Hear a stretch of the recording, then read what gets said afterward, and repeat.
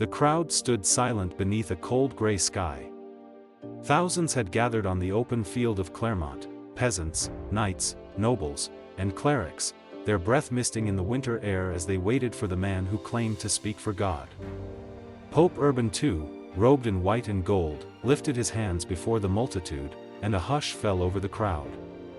When he began to speak, his voice cut through the wind like a blade. He told them of the Holy Land, of Jerusalem desecrated by unbelievers, of Christian brothers enslaved, of sacred ground defiled. He promised that those who took up arms in the name of Christ would not only reclaim the soil of salvation but redeem their own souls. He spoke of eternal glory, of heaven's gates opening to the brave. And as his final words echoed across the square, one cry rose from the masses like thunder, Deus vult. God wills it. But what if God's will was never the true voice that called those men to war? What if beneath the divine light that inspired them burned a shadow much darker, one of ambition, politics, and manipulation? For centuries, history has told us that the Crusades were wars of faith, holy missions to liberate sacred lands from foreign hands. Yet behind the hymns, beneath the banners of the cross, a very different story was being written, one crafted not by saints but by strategists. The First Crusade, often remembered as the triumph of faith over fear, was in truth the perfect illusion, a war that cloaked the hunger for power in the language of heaven. To understand how such a deception took shape, we must return to the Europe that birthed it, a continent torn by famine, rebellion, and greed. The 11th century was an age of chaos. Lords waged endless wars against their neighbors, kings fought to hold their crowns, and the Church, once the unchallenged heart of Christendom, had begun to lose its authority. The papacy itself was reeling from internal corruption and political humiliation. After decades of conflict between popes and emperors, the Church's influence had weakened. Monarchs had begun appointing their own bishops, ignoring Rome's decrees. The holy institution that once crowned kings now found itself defied by them. When Urban II ascended to the papal throne, he inherited not a united faith but a fractured realm. His power was moral, not military, and moral power alone was not enough to hold a disobedient Europe together. He needed a cause so immense that it would eclipse the quarrels of kingdoms, redirect the fury of noblemen, and restore Rome's dominion over both the souls and ambitions of men. The answer came in the form of a holy war. By calling for a crusade, Urban discovered a way to unite all of Europe under a single, sacred banner, one that would serve heaven's glory in name, but the papacy's power in practice. Through letters sent to courts and cathedrals, Urban promised forgiveness of sins, divine favor, and eternal life to any who joined the cause. But the crusade was not born from faith alone. It was a masterstroke of political strategy.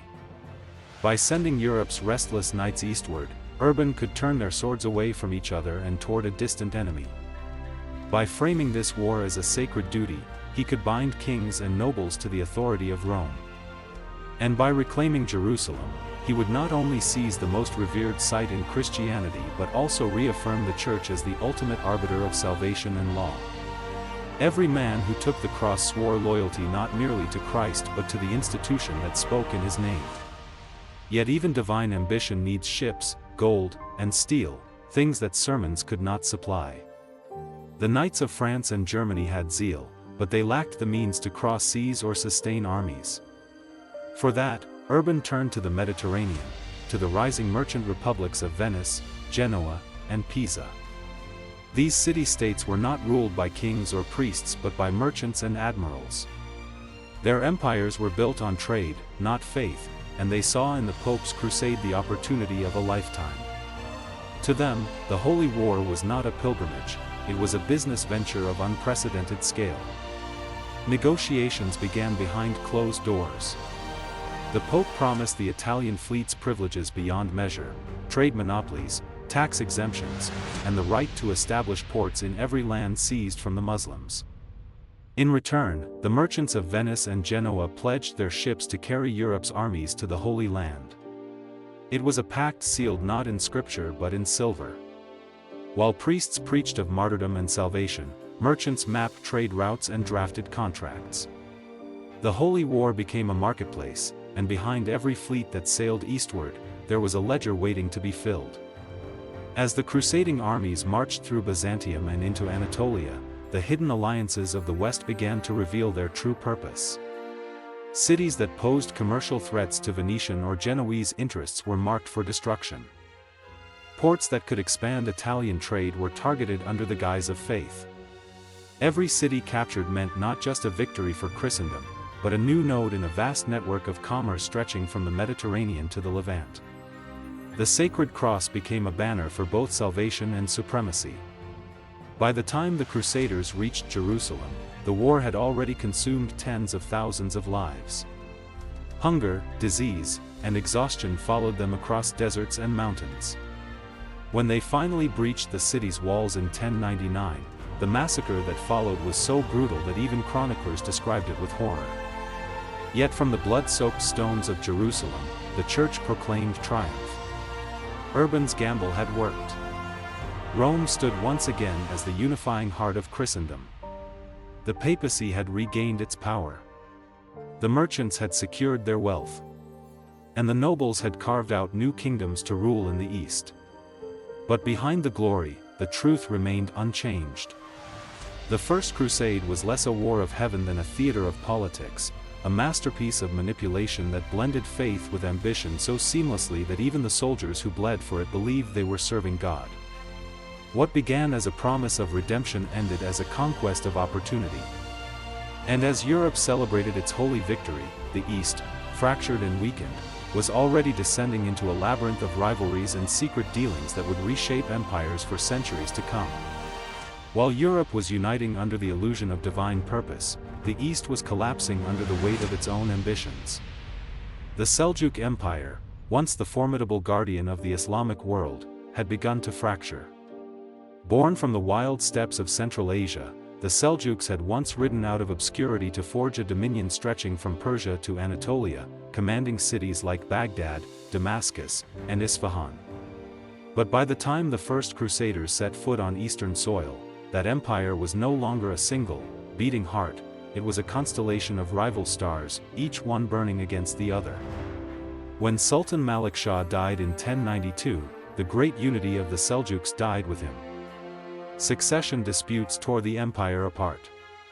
His sons, brothers, and cousins vied for power, each claiming the right to rule in the name of the Prophet, yet each driven more by ambition than faith. Governors declared independence, generals turned into kings, and what had once been a disciplined empire became a collection of quarreling principalities.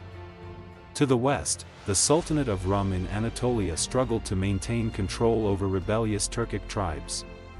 To the east, rival dynasties, the Danishmends, the Artukids, and others, fought one another as fiercely as they fought the invaders. This internal decay created the perfect storm for what was to come. When the Crusaders marched through Byzantine territory, the Seljuks were too divided to mount a unified defense. The once mighty army of Islam was splintered among leaders who refused to trust one another. Each ruler saw the Crusaders not as a holy threat to all Islam, but as an opportunity, a weapon to be used against his rivals. And so began the hidden diplomacy of the East, secret pacts, whispered truces, and betrayals that would shape the course of history. In the shadow of war, emissaries moved between camps. Some Crusader leaders received envoys from local emirs offering safe passage or supplies in exchange for temporary peace. Others struck more daring bargains, exchanging information, maps, or even captured prisoners for gold. The same knights who, in Europe, had sworn to destroy the infidel were now sharing meals and strategies with them. Faith, once the dividing line between civilizations, had become a currency of convenience. In Antioch, a city whose siege became legend, deals were struck in the dark. Certain Muslim governors offered their allegiance to Crusader princes rather than risk losing everything to rival emirs. Some even supplied provisions to the Christian armies, gambling that cooperation with the enemy would protect their lands from total ruin. For the Seljuk rulers of Anatolia, these choices were not betrayals of Islam, but acts of survival in a time when every alliance was temporary and every oath negotiable. The Crusaders, too, learned to navigate this shifting landscape. They began to realize that their enemies were not united, that within every citadel there were factions willing to betray one another for the right price or promise. Each city they captured exposed another web of rivalries, another chain of feuds stretching back generations. It was not the sword alone that opened the gates of the Holy Land, it was diplomacy, deceit, and the opportunism of men who mistook manipulation. And so the Crusades became not merely a clash between faiths but a marketplace of betrayal. Muslim rulers allied with Christians to weaken their fellow Muslims. Christian lords turned against each other for greater spoils. The battlefield was only half the war, the rest was fought in letters, negotiations, and broken promises. As the Seljuk world bled itself dry, new powers began to emerge from its ashes. In the chaos left behind, the Zengids rose in Syria, uniting scattered forces under a single banner of reform and resistance. From them would emerge the Ayyubids, and with them, the towering figure of Salah ad-Din, known to the West as Saladin. His rise would symbolize the reawakening of Muslim unity, a response to decades of division and deceit. But even his empire would not escape the curse of the forgotten oath. After his death, his successors would once again fall to infighting, repeating the same fatal pattern that had allowed the Crusaders to gain a foothold in the first place. The collapse of the Seljuks was not just the fall of an empire, it was the beginning of a transformation that would redefine the Middle East for centuries.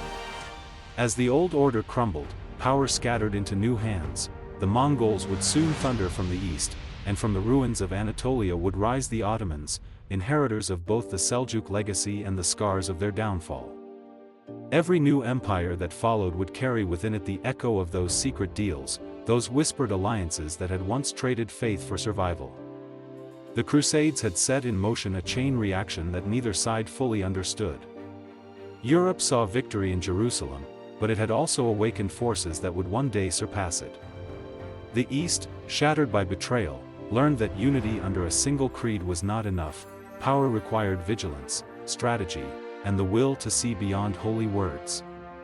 Thus, from the ruins of the Seljuks, a new geopolitical landscape emerged, one born from treachery as much as from faith. The age of simple holy wars was ending. The age of calculated empire had begun. But the pattern would not die with the Middle Ages. Centuries later, Europe itself would once again cloak ambition in the garments of religion, and this time, the fire of faith would consume the entire continent. By the 17th century, Europe had learned nothing from its past. The banners of the Crusades had faded, but the hunger that once drove kings and popes still burned, now dressed in new colors, Protestant and Catholic, Reform and tradition, heaven and earth. The 30 Years' War erupted not as a sudden spark of faith, but as a slow, calculated ignition of greed, fear, and ambition wrapped in holy language. In 1618, when Protestant nobles hurled Catholic envoys from the windows of Prague Castle, it seemed an act of rebellion. But beneath the surface, it was the beginning of another, holy theater, one that would plunge an entire continent into decades of fire. Kings, emperors, and generals took up arms, each claiming to fight for God, yet every campaign followed the scent of territory, trade, and power. Europe was again at war, but this time, God was not its general. He was its disguise. The Habsburg dynasty, the most powerful house in Europe, saw the conflict as a chance to tighten its iron grip over the continent. To them, religion was the perfect justification for empire. They spoke of defending Christendom, yet they dreamed of controlling every throne between Vienna and Madrid. Their armies marched behind crosses, their priests blessed cannon fire, and their diplomats whispered of unity even as they plotted domination. Across the continent, others followed suit. The Dutch Republic, Sweden, and even Catholic France, sworn opponents of Protestant heresy, funded Protestant armies when it served their interests. Alliances shifted like shadows. Enemies became allies, allies became rivals, and faith became a chess piece on a board soaked in blood. For 3 decades, Europe devoured itself. Cities burned. Villages vanished. Millions perished, not for salvation, but for supremacy. When the war finally ended in 1648 with the Peace of Westphalia, the victory belonged to no church, no creed, and no God. It belonged to those who had mastered the art of using belief as a weapon. The treaty redrew borders, solidified the concept of the modern nation-state, and marked the end of papal dominance in politics. Religion had been spent, exhausted, commodified, and wielded for centuries until it became indistinguishable from power itself. But the most haunting legacy of the 30 Years' War was not political. It was psychological. Europe had discovered that if faith could ignite such destruction, it could also be manipulated indefinitely. The pattern of the forgotten oath, the fusion of holiness and ambition, was now irreversible. From the Crusades to the Reformation Wars, and from empires to modern ideologies, mankind had perfected the act of dressing greed in sacred robes. And even today, the echoes remain. Modern wars are launched not with papal decrees but with televised speeches. The language has changed: freedom, justice, democracy, yet the engine beneath it is the same. Hidden interests, secret pacts, and manufactured faith still move nations like pawns. The holy wars never ended, they simply changed their vocabulary. So when you see today's conflicts justified by righteousness, remember the oath that was never holy. Remember how kings, popes, and generals once swore by God to mask their hunger for dominion. And remember that every banner, no matter how sacred, casts a shadow. If this story opened your eyes, share it with someone you love, and subscribe for more stories that still shape the world today.